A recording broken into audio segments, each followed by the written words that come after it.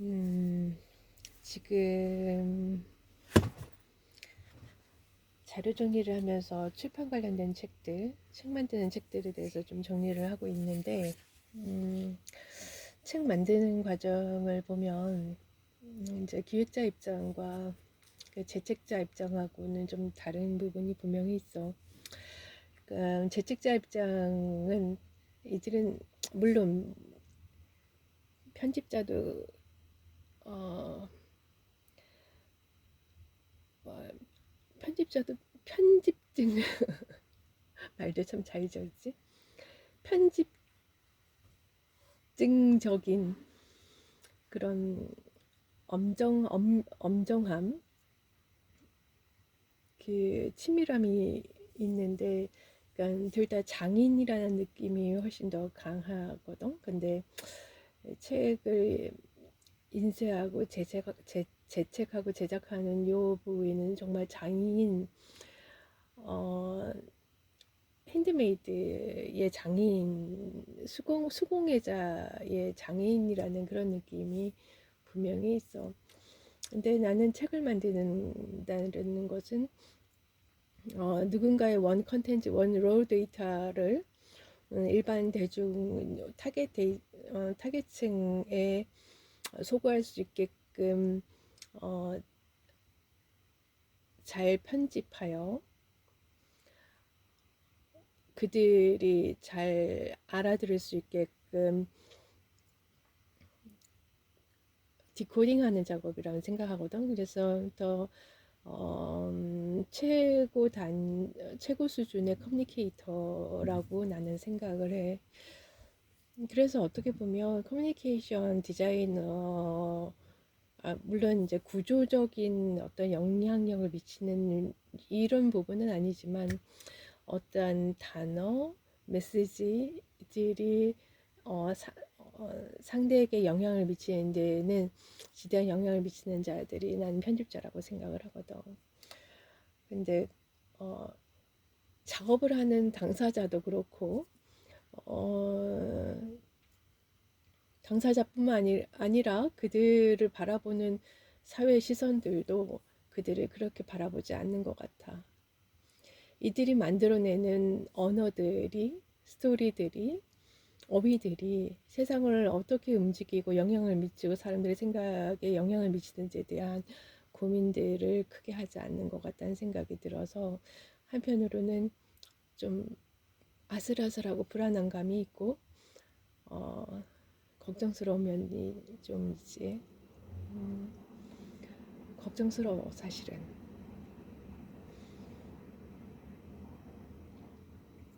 이들의 가치를 주목하지 않으니까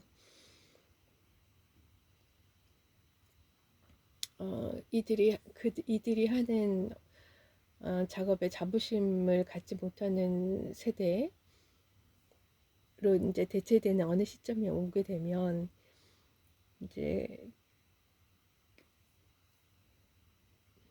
그 이후의 세상 사회의 어, 어, 온도라고 표현을 해야 될까? 소통의 온도, 어휘, 어휘로 촉발되는 언어적인 감정 온도가 음, 어떻게 변화할지를 생각해 보면 좀 많이 우려스럽지. 근데 이 가치를 안다고 해서 이걸 보존하기 위한 비용을 독자들이 직접 지지는 못하거든. 그렇다고 생산자가 또 직접 지지도 못해. 하지만 중요하다는 건 알아. 그러면 결국 공공재 문제로 귀결되는데. 그렇게 생각을 넘어가기에는 우리의 공공기관들은 아직 거기까지는 생각이 못 미치는 것 같지. 그래서 또 한편으로는 또 걱정스러워. 아니 내가 이렇게 걱정 사살 일은 아니지만 우려스러운 부분이 있지. 음,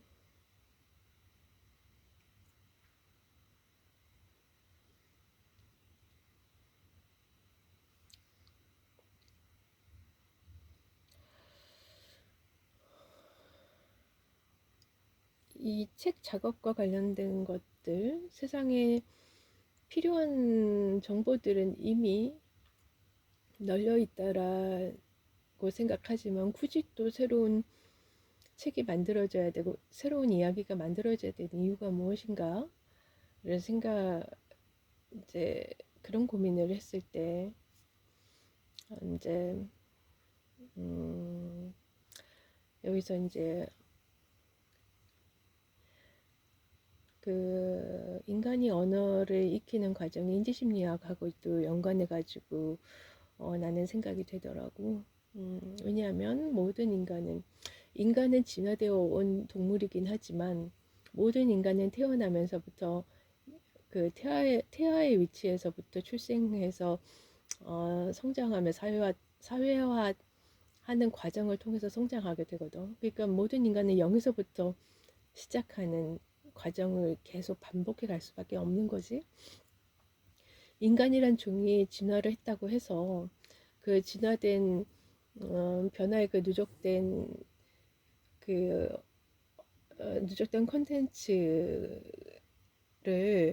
단기간에 습득할 수 있는 가능성은 있다 하지만 한 개인이 그 습득할 수 있는 가능성이 있다 하지만 그 인간이 기존의 그 축적된 컨텐츠를 출생하는 그 시점부터 다 습득하고 태어나는 건 아니거든. 다시 제로 베이스에서 시작하는 그런 과제가 있는 거니까 진화의 단계라는 것도 고만고만한 자리에서 늘 점진적일 수밖에 없다는 그런 생각을 하게 돼.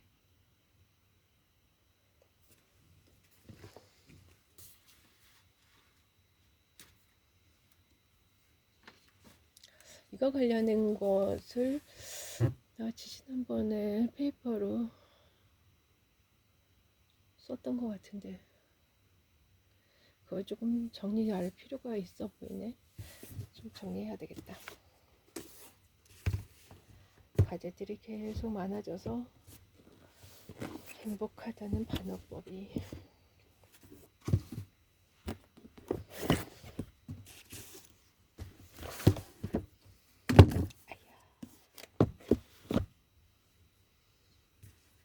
아우 먼지.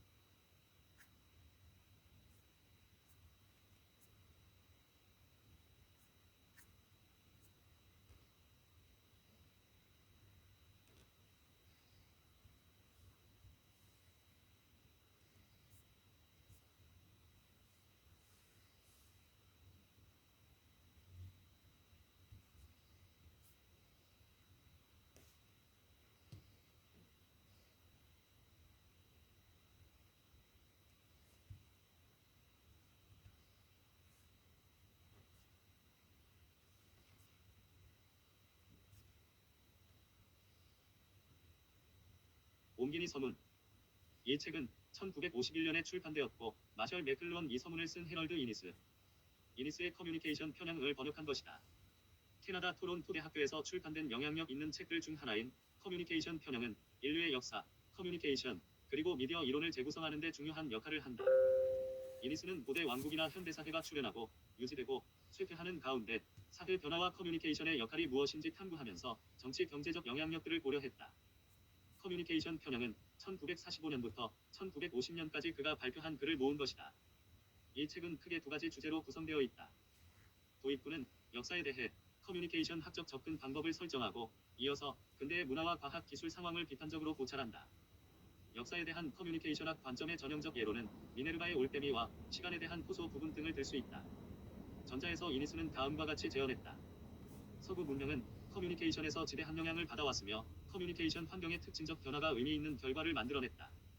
그는 새로운 매체가 사회기관이나 인간의 가치에서 어떠한 역할을 했는지 역사적으로 연구했다. 이 글의 후반부인 산업주의와 문화적 가치와 비판적 고찰은 현 시대에서 문화와 과학 기술의 역할과 관련된 시각을 제시하고 있다. 이니스는 1946년 아주 작다 캐나다 경제학 정치학 저널 아주 크다에서 다음과 같이 주장했다.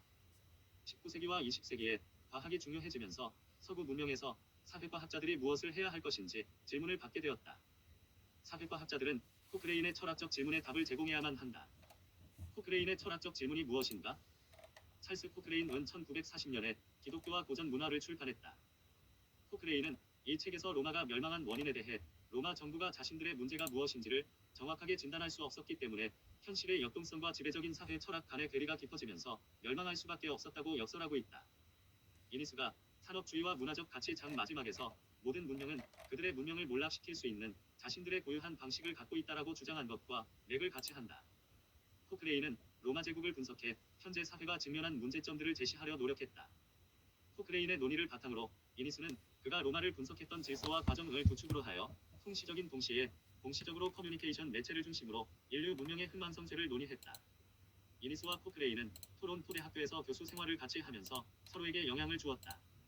이니스는 코크레인에게 기독교와 고전 문화를 출판하도록 자극했고 코크레인은 이니스로 하여금 문명의 변화에 관련된 요인들을 연구하도록 격려했다.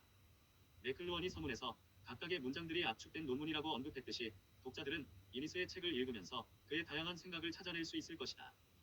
이니스는 자신의 생각을 하나의 관점에서 서술하지 않고 대조되는 개념의 병렬적 표현을 통해 독자들이 스스로 빈 곳을 채우게 했다. 여기에서는 몽기니가 중요하다고 여기는 이니스의 논의를 간략하게 소개하는 것으로 서문을 가름한다.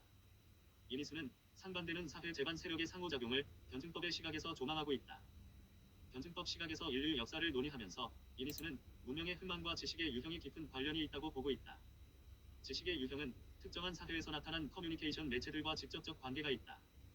해당 사회의 지배적 매체는 사람들의 인식에 지대한 영향을 준다. 커뮤니케이션 매체는 단순히 정보를 전달하는 기능 외에 정보의 유형을 결정하는 기능을 하기 때문이다. 이니스는 사회 인식론과 문명의 상관관계를 분석했다. 그러나 사회 인식론은 분석 대상이 되기에는 매우 추상적인 개념이어서 이니스는 이를 간접적으로 알아보기 위해 커뮤니케이션 매체를 분석 대상으로 하고 있다. 해당 사회에서 지배적으로 사용되는 커뮤니케이션 매체의 특징과 사회 체계 혹은 사회 인식론이 유관하다고 보았기 때문이다. 정치, 경제, 사회, 문화, 그리고 윤리적 삶에 영향을 주는 사회 인식론을 파악하기 위해 사람들 간의 커뮤니케이션 양식에 영향을 주는 커뮤니케이션 매체의 특징을 살펴보았다. 커뮤니케이션 매체는 사회에서 제도화 과정을 거쳐 사람들 간의 커뮤니케이션 유형에 영향을 준다. 매체는 사람들이 주변 환경과 관계를 맺는 과정에서 어떤 것은 인식하게 하고 어떤 것은 인식하지 못하게 한다. 이니스는 이러한 커뮤니케이션 특성을 가진 매체들을 각각 시간과 공간을 강조하는 매체로 분류하고 있다. 이니스는 자신이 이들 매체 간의 역동적 관계를 연구 대상으로 삼고 있다. 따라서 독자들은 이니스가 커뮤니케이션 매체에 커다란 관심을 갖고 있다고 이해할 수 있다. 그러나 이니스가 비록 커뮤니케이션 매체를 분석 대상으로 하기는 했지만 사회의 인식론에 더 무게를 두고 있다. 이니스의 논의에서 커뮤니케이션 매체는 우리가 무엇을 알고 그것을 어떻게 아는지에 대한 비밀을 밝히는 열쇠의 역할을 한다. 이러한 맥락에서 이니스는 현대의 커뮤니케이션 테크놀로지가 사람들의 지적 능력을 쇠퇴시킬 정도로 몰가치적 관점에서 세상을 재단하고 있음을 지적하고 있다. 결과적으로 현대인은 윤리적 문제를 논의하고 숙고할 수 있는 기회를 박탈당하고 있다. 따라서 현대사회의 위기를 극복하기 위해서는 사람들로 하여금 윤리적 문제를 고찰할 수 있게 하는 장치가 필요하다. 이를 위해 이니스는 현 시대의 공간을 강조하는 매체와 시간을 강조하는 매체의 균형이 필요함을 역설하고 있다. 이니스는 커뮤니케이션 매체의 특징과 사회 체계의 관계를 살펴보았다. 즉, 인류 문명의 사례 연구와 간혹 서양과 동양의 비교 연구를 통해 문명이 성공하기 위해서는 무엇보다도 시간과 공간의 균형이 필수라고 역설하고 있다. 시간을 강조하는 매체와 공간을 강조하는 매체 간의 균형이 이루어져야 해당 문명이 사람들의 생각의 자유를 보장하고 외부 혹은 내부의 충격을 원활하게 흡수할 수 있는 탄력성 있는 체계를 유지할 수 있다. 이니스는 커뮤니케이션 이론에 근거하여 현대사회의 문제점으로 시간과 공간의 균형 문제를 지적하고 있다. 현대사회는 상업주의로 인해 시간 의식이 파괴되었고 윤리적 사고의 결핍으로 인해 심각한 위기에 직면하고 있다고 경고하고 있다. 그렇다면 우리가 직면하고 있는 위기는 무엇이고 그것을 극복하기 위해 무엇이 필요한가? 이니스는 생을 마감하기 5년 전 커뮤니케이션의 엄청난 진보가 이해의 곤란을 초래했다라는 말로 자신의 입장을 피력했다. 우리는 이 말을 어떻게 이해할 수 있을까? 테크놀로지의 발전으로 다양한 커뮤니케이션 매체가 나타나면 그에 비례하여 많은 정보를 접할 수 있기 때문에 우리는 우리의 이해력도 증진될 것이라 생각하는 것이 보통이다. 그러나 이니스는 반대 의견을 표명했다. 심지어 현대의 커뮤니케이션 매체가 문명의 쇠퇴를 초래하고 있다는 부정적 입장을 우리에게 전하고 있다. 이니스의 저작을 읽다 보면 현대 문명의 위기를 빈번하게 언급하고 있음을 알 수 있다. 이니스는 커뮤니케이션 매체가 사회와 구성원들의 현실에 대한 지각에 나아가 그들의 의식에 어떠한 영향을 주는가에 관심을 갖고 있다. 따라서 앞에서 언급했듯이 이니스는 커뮤니케이션 매체의 변화와 사람들의 인식의 관계를 연구 대상으로 하면서도 진정한 관심은 사회 인식론의 변화가 어떻게 나타나며 그 변화의 의미가 무엇인지를 밝혀내는 데 두고 있었다. 이니스는 커뮤니케이션 형태의 변화에 따라 사람들이 자신의 경험을 어떻게 구성하는가를 파악함으로써 사람들의 의식 구조를 이해하려 했다. 현대 문명이 위기를 맞고 있다는 그의 주장이 어떤 의미이며 어떠한 요인으로 그러한 위기가 초래되었는지를 이해할 필요가 있다. 과학과 테크놀로지가 상업적으로 사용되면서 현대사회의 위기가 나타나고 있다. 산업주의의 요구와 밀접하게 관련된 과학과 테크놀로지가 기계 산업이 지배하는 문명을 가능하게 했으며 항상 지나침으로 설명할 수 있는 전문화를 강조했다. 현대 커뮤니케이션의 중심을 이루고 있는 과학, 테크놀로지, 그리고 산업주의는 우리가 무엇을 생각하고 어떻게 생각하는가에 지대한 영향을 준다. 과학, 테크놀로지, 그리고 산업주의 등이 선호하는 표준과 가치에 의해 우리의 사고는 매우 편협해졌다. 이니스는 현재 우리 지식의 편협함이 매우 심각하다고 간주한다. 요즘은 합리적이고 과학적인 접근 방법을 선호한 나머지 철학적인 문제를 등한시하는 경향이 있다. 따라서 그는 윤리, 철학 등을 물리적 과학의 용어와 방법에 적응시키려는 노력들이 파멸의 결과를 초래하고 있다고 지적한다. 전문화는 미친 듯이 진행되고 있으며 그 자연스러운 결과로 독단주의가 나타나고 있다. 이니스는 커뮤니케이션 매체와 그의 주요 개념인 공간과 시간의 관계에 대해 다음과 같이 설명하고 있다. 시간과 공간 개념은 문명에 대한 매체의 중요성을 반영한다. 양피지, 점토, 그리고 돌 등과 같이 시간을 강조하는 매체는 영속성의 특성을 갖고 있으며 공간을 강조하는 매체는 파피루스와 종이처럼 덜 영구적이며 매우 가벼운 특성을 갖고 있다. 공간을 강조하는 매체는 행정과 무역과 같은 넓은 영역을 대상으로 하는 활동에 적합하다. 시간을 강조하는 매체들은 분권화와 제도의 계층적 형태에 적합하다. 반면 공간을 강조하는 매체들은 중앙 집중 체계와 덜 계층적인 정부의 형태를 선호한다. 이 둘 중에 어느 하나를 지나치게 강조하는 매체의 편향을 극복함으로써 제국은 지속된다. 이 책의 중요한 개념은 지식의 독점이다. 이니스는 왜 우리는 항상 주목하는 것에만 주목을 하는가? 라는 문제를 커뮤니케이션 시각에서 논의했다. 사람들이 항상 바라보는 것에만 주목을 하는 이유는 바로 그것이 진리라고 믿기 때문이다. 커뮤니케이션 매체는 사람들에게 무엇을 보게 하고 듣게 하는 특징이 있다. 이를 이니스는 커뮤니케이션 편향이라고 일컬었다. 커뮤니케이션 편향으로 인해 사람들은 절대적 진리를 파악할 수 없다. 그럼에도 사람들은 마치 그들이 아는 것이 진리인 것처럼 믿는 경향이 있다. 지식의 독점은 바로 사람들이 주목하려는 것들에서 나타난다. 이니스는 주목하려는 것들이라는 인식론을 설명하기 위해 물리적 매체를 빌려 시간과 공간의 편향을 논의하고 있다. 왜 사람은 항상 주목하려는 곳에만 주목하는지에 대한 질문은 그가 맥마스터 대학교에 다닐 때 제임스 텐 그렇게 교수에게 강의를 들으면서 항상 의문을 품었던 문제다. 이니스에게 이 질문은 사람들의 인식 세계를 점령하고 있는 진리와 깊은 관계가 있다. 우리는 어느 특정 사실들을 다른 사실들보다 주목하는 경향이 있다. 이는 바로 그것들이 진리라는 자격을 갖고 있다고 판단되기 때문이다. 이니스는 커뮤니케이션과 매체, 그리고 인식론을 중심으로 공간과 시간을 강조하는 진리가 어떻게 인류 문명에 영향을 주었는가를 논의하고 있다. 시간을 강조하는 매체는 시간을 강조하는 진리를, 공간을 강조하는 매체는 공간을 강조하는 진리를 사람들에게 요구한다. 이니스는 시간과 공간을 강조하는 매체들의 균형을 강조한다. 이니스가 언급하고 있는 편향이라는 개념은 선호 혹은 경향 그 이상의 의미를 내포한다. 이니스는 사회과학을 변호하기 위해 편향을 개념화했다. 많은 사람들의 행위가 예측하기가 매우 어렵기 때문에 자연과학적 방법을 이용하여 사람들의 행위를 연구한다는 것은 논리에 어긋난다고 한다. 그러나 이니스는 사람들이 오랫동안 형성된 습관에 근거하여 행위를 한다고 주장하고 있다. 이러한 생각이나 실천들은 그 스스로 발전되고 재생산된다. 이니스는 이러한 생각들과 실천들을 편향이라 지칭했으며 그러한 편향들은 역사적으로 결정된다고 인식했다. 이렇게 이니스에게 편향은 인간의 삶에 깊게 뿌리를 내리고 있으며 영향력 있는 중요한 변수다. 따라서 연구의 중요한 대상이 될 수밖에 없다. 편향의 변화는 경험의 침전물 전이에서 나타난다. 따라서 이니스가 의미하는 편향은 상식적인 수준의 왜곡이라는 부정적 의미가 아니다. 사람이 태어나면서부터 수많은 경험을 하면서 자연스럽게 형성되는 세상을 바라보는 자신들만의 인식론과 밀접한 관계가 있다. 더불어 특정 사회 국가 또한 다른 사회 국가와 차별되는 현상을 인지하고 이해하는 나름대로의 인식 틀을 갖기 마련이다. 이러한 맥락에서 이 책의 제목인 더 비에즈 오브 커뮤니케이션을 커뮤니케이션의 편향이 아니라 커뮤니케이션 편향으로 번역함이 마땅하다고 생각한다. 커뮤니케이션의 편향으로 번역하면 독자들이 편향을 편견이 있으며 왜곡되었다는 의미로 이해할 여지가 있다. 이에 옴기니는 이니스의 의미를 충분히 전달하기 위해 커뮤니케이션 편향으로 번역했음을 밝힌다.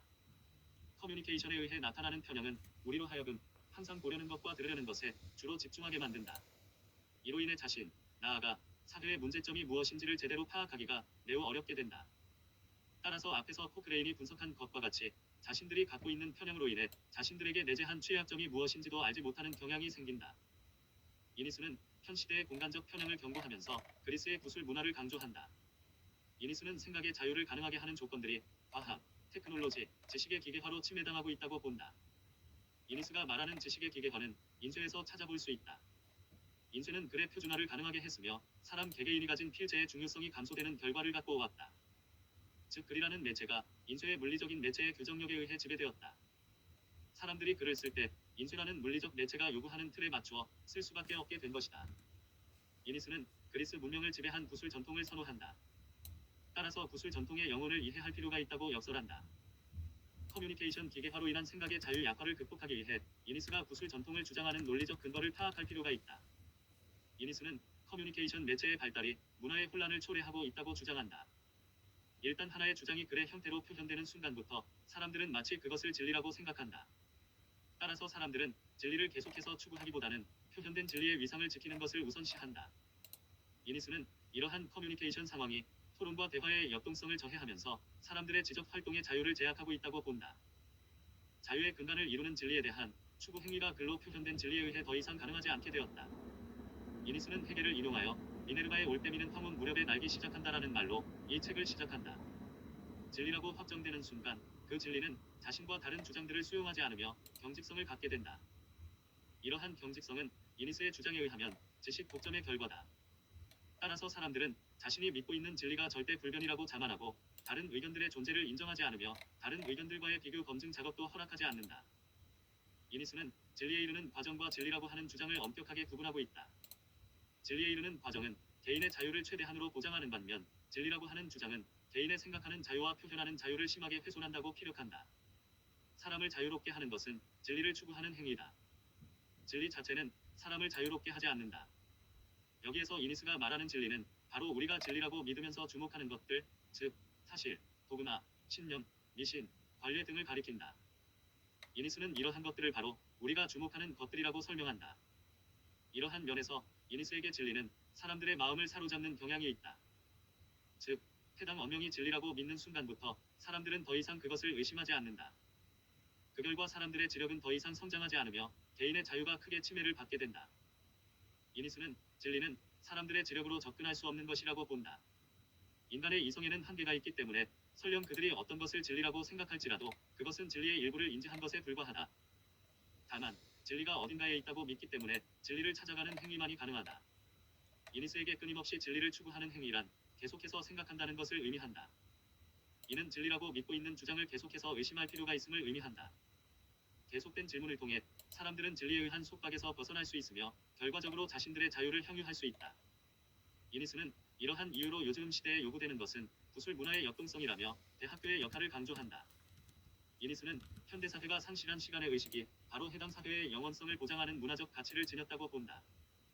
공간을 강조하는 매체의 폐해를 제한하기 위해서는 무엇보다도 그리스의 구술 문화에서 관찰할 수 있는 대화의 원칙이 필요하다. 그렇다면 그리스의 구술 문화를 대변하고 있는 대화의 양식을 요즘 사회에 어떻게 접목할 수 있을까? 이 문제에 대해 이니스는 이 책의 부록에서 대학의 현주소와 지향해야 할 가치를 논의하고 있다. 현재와 같이 대학에서 사실에 근거한 정보 전달 교육만을 강조한다면 개인의 특성을 말살시킬 뿐만 아니라 추상적인 생각을 할 수 있는 능력을 개발할 기회마저 박탈하게 된다. 따라서 대학에 종사하는 사람들은 학생들이 능동적이고 역동적인 사고를 할 수 있는 능력을 구비할 수 있게 하부 조건을 조성할 필요가 있다.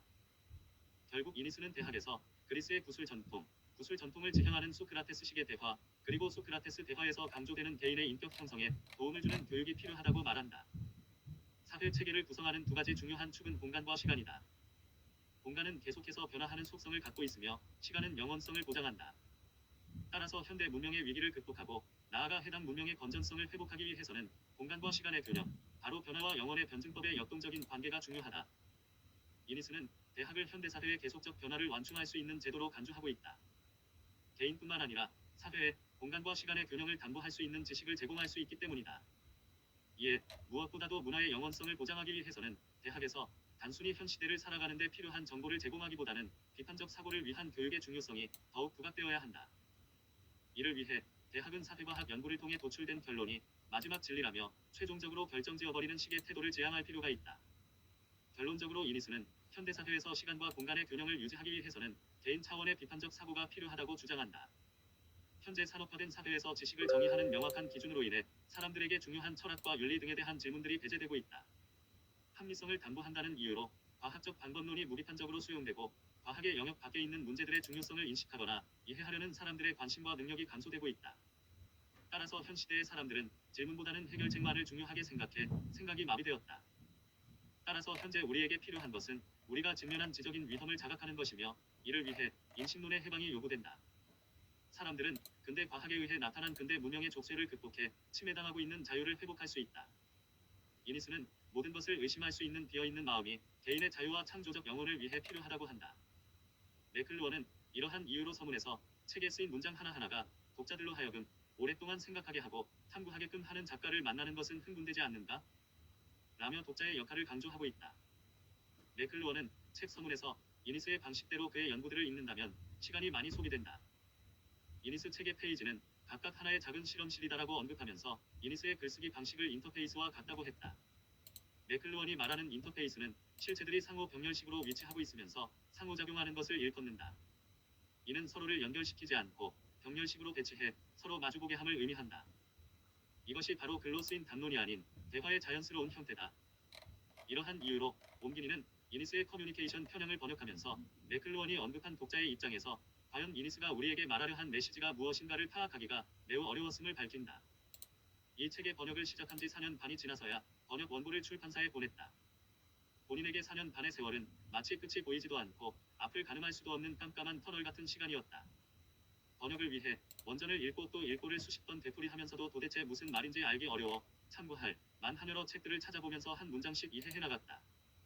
맥클루어는 이 책 서문에서 이니스가 그의 직권들을 상호 관련이 없고 균형이 맞지 않는 문장들과 경구들을 모아 마치 모자이크 구조와 같이 표현하고 있다며 그가 발견한 것들을 독자의 입맛에 맞게 포장하지 않았다고 설명한다. 옴기니는 맥클루언이 언급한 모자이크 구조가 무엇인지를 생각하게 되었다. 여타의 글들과는 달리 이니스는 글을 통해 자신의 견해를 명확하게 전달하지 않는다. 따라서 독자 스스로가 이니스의 글을 읽으면서 행간의 의미를 이해할 필요가 있다.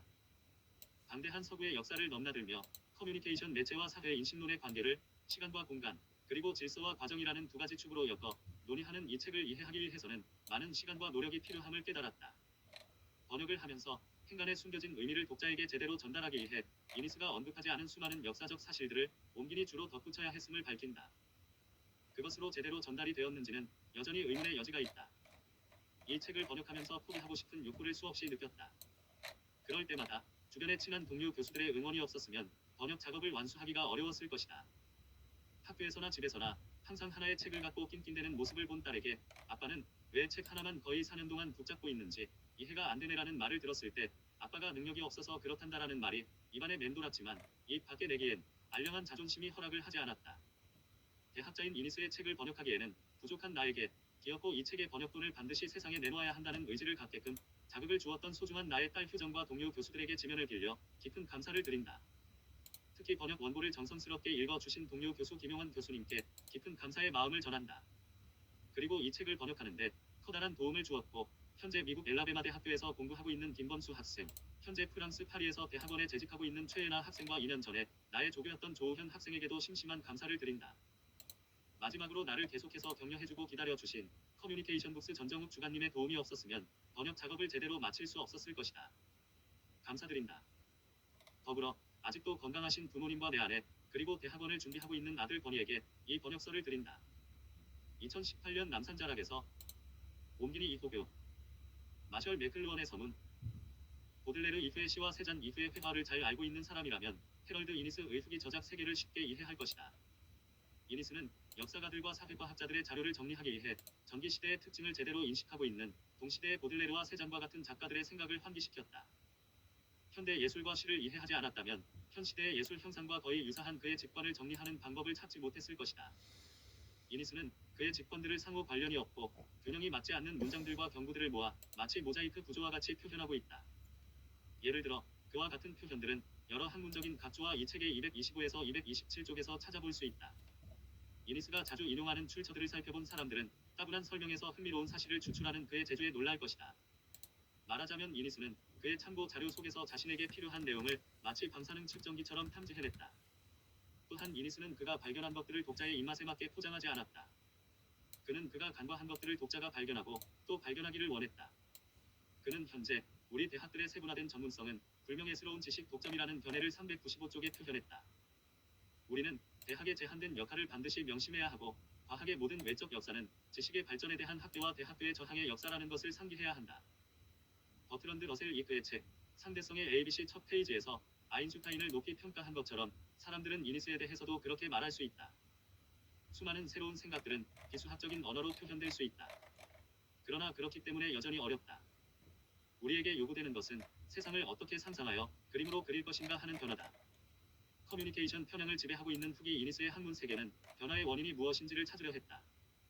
캐나다에서의 모피 무역에서 엿볼 수 있는 초기 이니스의 세계에서는 변화를 단지 보고하고 서술하는 전통적인 패턴을 따랐다. 다만 이 연구의 결론에서는 변화의 인과 과정을 드러내는 방식으로 복잡한 사건들을 서로자 맞추거나 연결시키기도 했다. 정착민들의 이해관계와 모피 장사꾼들의 이해관계들 간의 충돌 현상으로 미국 혁명의 많은 부분이 설명될 수 있다는 그의 직관이 바로 전형적인 후기 이니스의 세계를 보여준다. 그는 자신의 연구 과정을 관점에 근거한 연구에서 화학 분야에서 나타난 인터페이스로 통찰력을 얻는 방법으로 변경하였다. 인터페이스는 실체들이 상호 병렬식으로 위치하고 있으면서 상호작용하는 것을 일컫는다. 예술과 시 분야에서는 이러한 방법이 바로 상징주의 기법이다. 이는 서로를 연결시키지 않고 병렬식으로 배치를 함으로써 서로 마주보게 함을 의미한다. 이것이 바로 글로 쓰인 담론이 아닌 대화의 자연스러운 형태다. 글쓰기에서는 몇몇 주제들의 한 측면에 초점을 맞추고 집중적으로 그러한 측면에 주의를 집중하려는 경향이 있다. 그러나 대화에서는 특정 주제의 다양한 측면들이 동등하면서도 자연스럽게 상호작용한다. 여러 측면들의 상호작용이 자연스럽게 직관이나 발견을 가능하게 한다. 대조적으로 관점은 무엇인가를 바라보는 단순한 방법에 지나지 않는다. 그러나 통찰력은 상호작용의 복잡한 과정을 갑작스럽게 인식하는 것이다.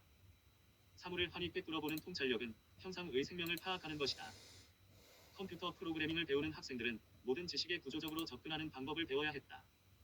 그 학생들은 지식을 구형 컴퓨터의 자기 테이프 저장 장치에 옮기기 위해 해당 지식의 형상을 이해할 필요가 있다.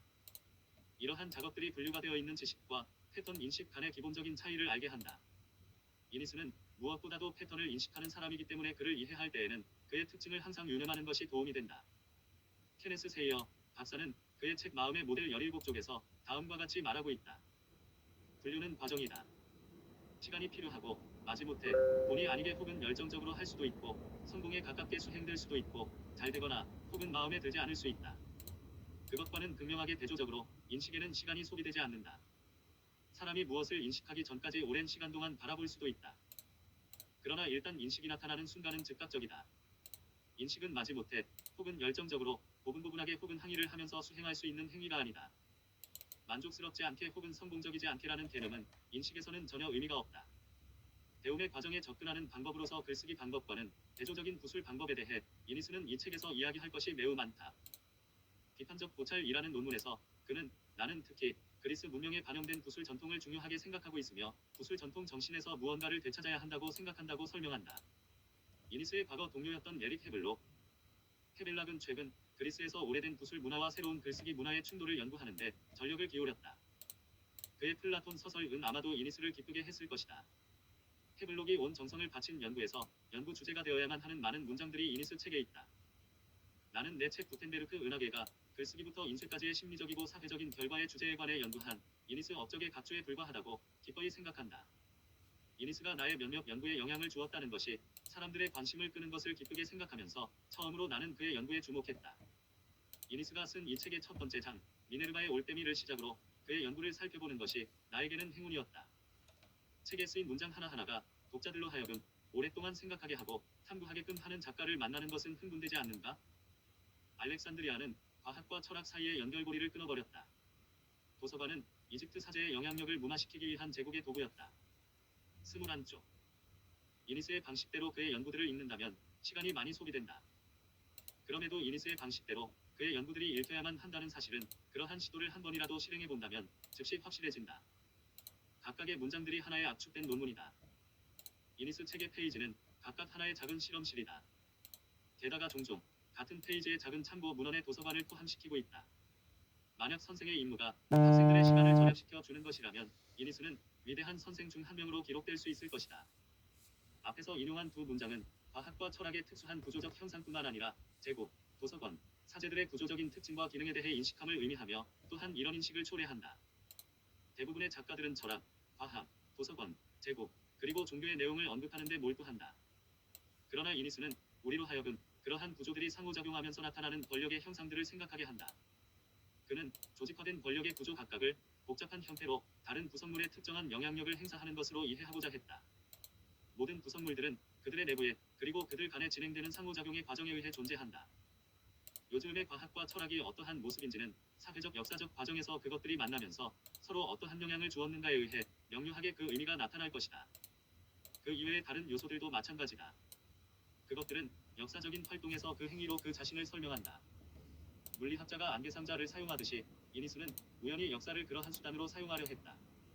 알려지지 않은 형상을 알려진 형상에 부딪히게 해 그는 새롭거나 덜 알려진 형상의 본질을 발견했다.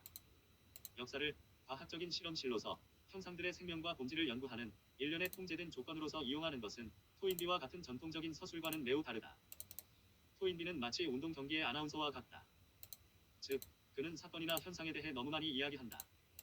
그는 매우 진지한 어조로 독자 혹은 청중에게 사건이 매우 중요하다는 사실을 지적한다. 똑같은 상황에서 이니스는 운동 경기의 형상이 사람들의 인지를 설명하는 재미있는 모델이며 그래서 사회의 기업식 확장을 만들어낸 사회의 동기와 패턴에 대한 직관을 우리에게 제공한다고 설명했을 것이다. 운동 경기에서 청중의 역할처럼 운동 경기를 알리는 아나운서로서 이니스의 역할 또한 게임 구조의 일부분이기 때문에 왜곡된 인지와 과장이라는 편향을 갖고 있으며 따라서 문제의 게임에 정치적이고 상업적인 커다란 권력을 부여할 것이라고 그는 설명했을 것이다. 각각의 형상이 다른 요소들을 만났을 때 다른 형상들의 행위에 변화를 준다는 형상의 독특한 권력의 이니스가 관심이 있다는 것을 독자들이 아는 순간 그들은 이니스가 그랬던 것처럼 순조롭게 이니스의 책을 읽을 것이다. 독자는 과거와 현재의 형상들 사이의 작용과 반작용을 관찰하고 측정할 수 있다. 독자는 이니스가 단순히 같은 말을 반복하지 않았고 여러 다른 사회적 맥락에서 지식의 구술 형상들의 작용과 사회 조직을 검증하는 것을 멈추지 않았음을 발견할 것이다. 이니스는 공간 지형의 사회와 시간으로 구조화된 사회가 서로 다양한 형태로 조우할 때 어떠한 효과들이 나타나는가를 검증하듯이 다른 많은 글쓰기 문화에서 구술 형상이 어떻게 반작용했는지를 검증했다. 이니스가 자신이 실험하였던 수많은 역사적 검증에서 도움이 되는 직권들의 대부분을 얻었다고 생각하는 것은 아마도 잘못일 것이다. 비록 타당성을 그리 심하게 해치지는 않았지만 사회 형상들의 구조적인 속성들을 검증하는 방법으로 사회 형상들의 상호작용을 검증하는 과정에서 그가 한 관찰은 정확하지 않았다. 예를 들면 그는 그리스인들은 알파벳을 받아들여 새로운 형태의 단어들을 만들어 유연한 구술 전통의 요구에 적합한 유연한 문자를 발전시켰다라고 열쪽에서 서술했다. 알파벳은 시각을 분열시켜 세분화하는 테크놀로지다. 알파벳은 그리스 사람들로 하여금 분류 가능한 자료를 찾게끔 했다. 이와 관련해서는 헤블록이 그의 책 플라톤 서설에서 자세히 다루고 있다. 구술 문화가 알파벳의 시각적인 테크놀로지에 의해 압도당하지 않는 한 구술 형상과 글쓰기 형상 간의 상호작용으로 인해 풍부한 문화가 있었을 것이다.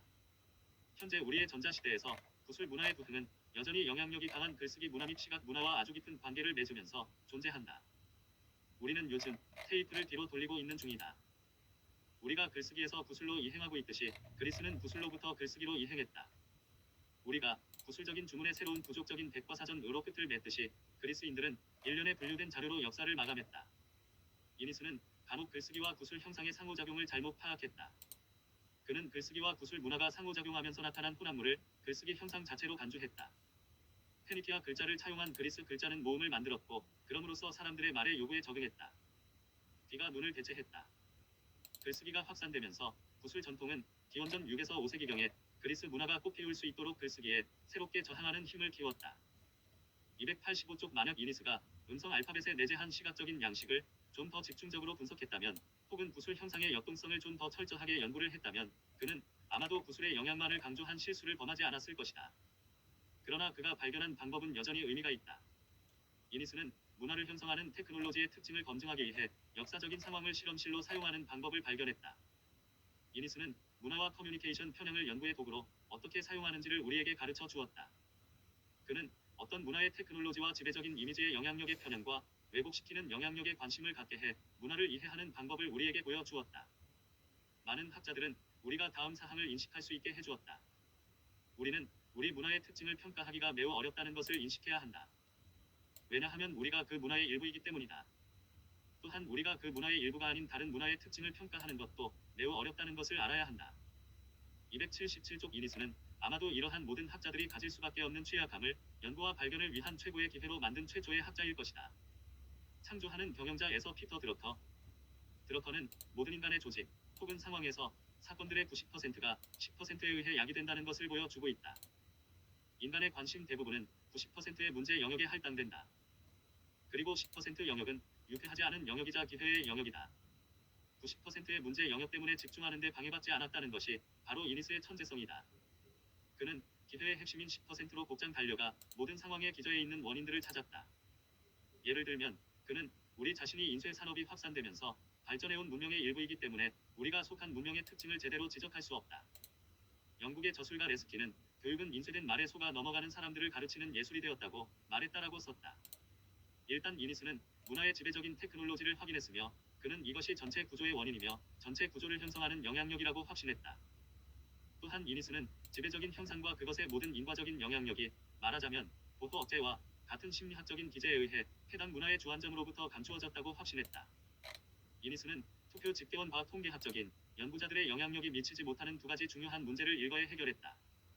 첫째, 이니스가 중요한 테크놀로지의 성과들을 파악한 순간 모든 문화의 패턴은 심리학적이고 사회적이라는 것을 알았다. 둘째, 그 문화의 구성원들이 그들의 일상생활에서 간과하고 있는 것을 이니스는 정확하게 파악했다. 창조성의 보복이라고 불리는 것 때문에 사람들은 자신이 매우 중요하다고 생각하는 발명의 형상이 어떠한 효과를 갖고 올지를 알아차리지 못한다. 이니스 스스로도 이러한 테크놀로지를 제대로 파악하지 못했다는 좋은 예는 바로 그가 라디오와 전자 테크놀로지를 기술적인 테크놀로지 패턴의 연장으로 간주한 오류다. 라디오는 광활한 지역에 송신되었고 읽고 쓰는 능력과 관계없이 계급 간 분리를 초월했으며 중앙 집권화와 관료제에 도움을 주었다. 177쪽도 라디오와 같은 새로운 매체의 등장에 따른 경쟁으로 시각적인 면보다는 청각적인 면이 부각되고 결과적으로 중앙 집중이 강조되었다. 385쪽 이것이 이니스가 자신의 방법에 충실함으로 인해 저지른 실수다. 눈의 공간을 강조하는 영향력과 귀의 시간을 강조하는 영향력에 대해 역사적인 설명들을 무수히 하다 보니 이니스는 이러한 구조적인 원칙들을 라디오의 작용에 적용하는 것을 제대로 하지 못했다. 갑자기 이니스는 귀의 세계에 호소하는 라디오를 시각의 세계에 호소하는 것으로 이동시켰으며 그러다 보니 중앙 집중화를 강조하는 눈과 시각 문화의 영향력을 라디오에 탓이라 했다. 여기서 이니스는 당시의 중앙 집중적인 사고방식을 따르다 보니 길을 잃었다. 모든 전자 매체와 마찬가지로 전등빛과 전력의 영향력은 심리학적이고 사회적인 결과에서 드러나듯이 매우 분권적이고 분리주의적이다. 만약에 이니스가 이러한 질문에 대해 사회에 지배적으로 퍼진 전통적인 견해에 의해 맞추되지 않았다면 그는 아마도 문화의 새로운 전기 패턴 분권적이고 분리주의적인을 매우 쉽게 파악했을 것이다. 이니스가 윈덤 루이스의 견해를 언급하는 것은 그에게 있어서는 매우 드문 일이다. 그는 윈덤 루이스가 주장한 유행을 따르는 마음은 시간을 갉아먹은 마음이다라고 주장했다. 이니스는 베르그송, 알렉산더, 화이트헤드 등의 연구에서 보이는 시간에 대한 집착을 종교적인 신비로 비난한 시간과 서구인을 언급하고 있다. 전통적이고 시간적인 지속성의 가치에 대해 이니스가 깊은 관심을 갖고 있기 때문에 이니스는 윈덤 루이스를 너무 근본적으로 오해할 수밖에 없었다. 그의 연구 초기에 동일한 에세이, 시간을 위한 호소에서 그는 자신의 구조적인 분석 방법이 간혹 실수를 할 수 있다고 언급했다. 21세기의 문화에 대한 인쇄 발전의 극단적이고 불행한 효과를 이야기하면서 인쇄와 사진과 같이 눈에 근거를 둔 커뮤니케이션은 처음에는 전쟁으로, 다음에는 평화를 통해 서구 문명을 파괴하고자 위협하는 독점 체제를 발전시켰다. 174쪽 이니스는 어떠한 형태든 독점을 좋아하지 않았다. 그는 독점이 폭력적인 반작용을 초래한다고 봤다. 시각을 바탕으로 한 커뮤니케이션 독점에 따른 처참한 결과로 인해 청각에 근거한 라디오와 소리를 영화와 텔레비전에 결합한 경쟁적인 커뮤니케이션의 발전이 가속화되었다. 인쇄 매체는 방송과 확성기의 효율성의 1인자 자리를 내주었다. 그가 이 에세이에서 실수한 점은 시각과 청각의 양식에 대한 구조적인 분석에 있다. 그는 공간에서의 정보 확장은 증폭되고 확장되는 인간의 능력에도 불구하고 중앙 집중하는 경향이 있다고 단순하게 전제했다. 그러나 인쇄에 의해 확장된 시각적 영향력이 공간적 연속성을 조직화하는 수단을 확장한 반면 전자적으로 확장된 청각 영향력은 실제로 공간과 시간 모두를 소멸시켰다. 글을 읽고 쓰는 능력이나 산업 또는 가격 체계 등 어떤 차원에서든 시각적인 테크놀로지는 조직의 중심과 변방을 조장하는 패턴을 낳게 했다. 그러나 전기 테크놀로지는 즉각적이고 편재해 있으며 변방이 없는 다수의 중앙이 존재할 수 있게 만든다. 글을 읽고 쓰는 능력에 의해서든 산업에 의해서든 시각적인 테크놀로지는 공간적으로 균일하고 동질적이며 연결된 국가를 만든다. 그러나 전기 테크놀로지는 국가를 만들지 않고 부족을 만든다. 동등한 사람들이 피상적으로 연합한 형상이 아니라 전체적으로 관련을 맺으면서 친족과 같은 집단처럼 매우 깊게 응집되어 있는 패턴을 가능하게 한다. 시각적인 테크놀로지가 파피루스나 종이를 기반으로 하든지 간에 그것은 파편화와 전문화, 군대, 그리고 제국을 조장한다. 전기 테크놀로지는 파편화보다는 통합적인 것을 선호하고 기계적이기보다는 유기적인 것을 선호한다. 전기가 실제로 지구적인 피부막과 같은 것으로서 신경체계의 확장이라는 사실을 이니스는 미처 생각하지 못했다. 경제사학자로서 이니스는 인간의 신체 능력을 확장한 테크놀로지를 풍부하게 경험하였기 때문에 인간을 확장한 최근 테크놀로지의 경이로운 특징을 파악하지 못한 것은 그리 놀라운 일이 아니다. 이니스가 실패하지 않은 한 부분이 있는데 그것은 바로 이니스가 사라지지 않은 향기로서 간직한 그의 유머다. 유머는 서로 어울리지 않는 것들을 격언의 형식으로 서로 관련짓게 하는 이니스의 요체다. 형상들을 대조 비교하기 위하여 경치함으로써 발견하는 그의 테크닉은 극적인 놀라움의 연속으로 모든 곳에서 관찰되고 있다. 167에서 169쪽에서 미국 식민지의 반란과 19세기의 전쟁들을 고찰하는 과정에서 이니스는 갑자기 신문 만화의 출현과 관련한 퍼스트와 펼리처 간의 신문 전쟁과 역사적 사건들 간의 유사함을 발견했다. 그는 보고하게 심각한 문제들을 설명하기 위해 현재의 역사에서 적절한 사항을 선택하는데 그 누구도 필적하지 못하는 능력을 갖고 있다. 군사 역사에서 하나의 요소로서 말을 간과한 점을 언급하면서 그는 딜런 J. 딜런은 말의 얼굴에 있는 지적인 면에 항상 놀라는 기마경찰에 대해 언급했다고 상기했다. 후기 이니스의 연구 활동에서 사용된 직권들의 모자이크 구조는 에이브러햄 링컨의 우스꽝스러운 아이러니와 유사하다. 이니스는 링컨이 자신의 통찰력과 지적인 코미디의 테크닉을 이용하여 사람들을 놀라게 함으로써 즐겁게 하였음을 발견했다. 이니스의 작품 형성에 도움을 준 지적인 영향력을 기록하는 것은 보람 있는 일이기에 필히해야만 하는 대과업이다. 1차 세계대전 후에 시카고 대학교에서 행한 이니스의 연구는 그에게 매우 도움이 되는 시점에 이루어졌다. 에밀, 디르켐, 막스 베버, 존 드웨이의 연구들은 소스타인 베블런, 조지 허버트 미드, 그리고 로버트 에즈라 파크의 연구에서 뽑히웠던 경제와 사회를 연구하는 새로운 집단의 연구들을 풍부하게 했다. 이러한 사람들이 1920년대에 시카고에서 수많은 능력이 있는 학생들을 끌어들였고 그들을 자극했다. 1차 대전 이후 대도시의 급속한 성장은 사회학자들에게 수많은 연구 주제를 던져 주었으며 그들 대부분의 연구는 작은 도시를 대상으로 비교와 대조를 하는 도시에 대한 분석이 주를 이루었다. 우리가 살펴보겠지만 이니스는 비록 로버트 에즈라 파크에게 학문적으로 많은 빚을 졌지만 그와는 다른 접근을 추구했다. 19세기 후반 분석 사회학의 창시자 디르켐은 인구 전체를 연구했다. 반면에 시카고 학파는 지역 공동체를 다루었다. 이니스는 커다란 주제를 선택하는데 미국적이기보다는 유럽 스타일이었지만 그는 로버트 에즈라 파크로부터 이질적인 공동체가 어느 정도의 통일성을 갖고 자신들의 일을 조정하고 관리하는 통제 기제를 어떻게 찾아내는가에 대해 배웠다. 아마도 이니스는 자신의 주제를 선택하는데 캐나다의 원자재 경제와 같은 너무나 친숙한 것에 도움을 받았을 것이다. 보리, 목재용 수목, 광물, 가죽, 생선, 그리고 목재 펄프와 같은 중요한 자원들이 풍부하지만 아직은 덜 산업화된 캐나다는 더욱 다양화되고 경제가 발전한 나라에 비해 경제와 사회생활이 독특하였다. 이니스에게는 원자재 경제의 독특한 패턴을 연구할 수 있는 기회가 있었고 흥미롭고 생산성을 추구하는 시카고 학파가 추구했던 도시 연구들의 일반적인 패턴을 따르지는 않았다. 이니스는 연구의 관심을 원자재의 역사에서 커뮤니케이션 매체로 매우 자연스럽게 변화시켰다. 매체는 경제적인 원자재와 같이 매우 중요한 자원이다. 실제로 철도가 없으면 밀과 목재용 수목이 유용하지 않듯이 신문과 잡지가 없으면 목재 펄프는 원자재로서의 가치가 무의미하다. 1940년 5월 아주 작다 캐나다 경제학 정치학 저널 아주크다에는 물리와 사회라는 제목의 논문이 실렸다. 이 논문은 이후에 출판된 로버트 에즈라 파크의 책 사회, 집단적인 행위, 뉴스와 의견, 사회학과 현대사회에 다시 실렸다. 파크는 사회를 구성하는 요소들의 상호작용 과정에 의해 유지되는 사회 유기체라는 맥락으로 월터 베적 2872년에 저술한 물리와 정치를 인용하면서 자신의 입장을 피력하기 시작했다. 그의 에세이 주제는 다음과 같이 정리된다. 나는 커뮤니케이션의 기능과 역할을 최대한 자세하게 기술하였다. 커뮤니케이션이 사회 구성원들이 상호작용하는데 명백하게 근간이 되며 물리적인 과학으로 인해 나타난 커뮤니케이션 수단의 범위와 발전이 사회를 유지하는 데 매우 중요하다. 특히 우리가 문명이라고 부르는 매우 합리적으로 조직된 사회 형태에 필요하기 때문이다. 파크의 생각은 그의 다른 제자들보다도 특히 헤럴드 이니스의 마음을 움직였다.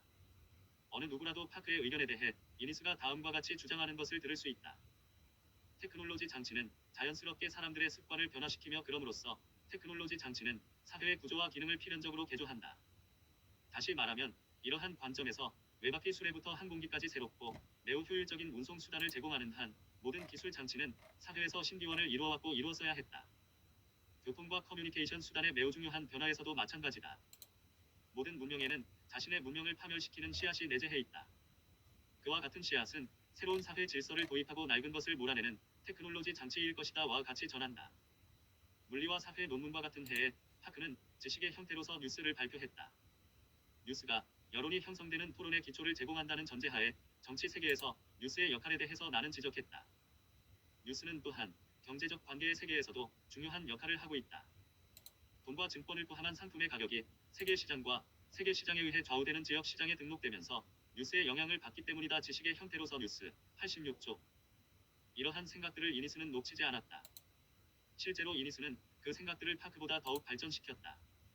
그렇기에 그는 파크가 주도하는 시카고 학파에서 제일 뛰어난 학자로 간주되어야만 한다. 지연이 서문. 이 책은 여기저기 발표한 연구 논문들을 수정하는 작업을 거쳐 구성되었다. 이 논문들은 제국과 커뮤니케이션에서 발전된 주제를 아주 자세히 보완하고 접근성을 제고하려 집대성되었다. 이 책의 집대성한 에세이들은 어떠한 면에서는 맥마스터 대학교의 철학 교수이자 고인이 된 제임스 텐 그로케가 왜 사람은 자신이 주목하는 것에만 주목하는가?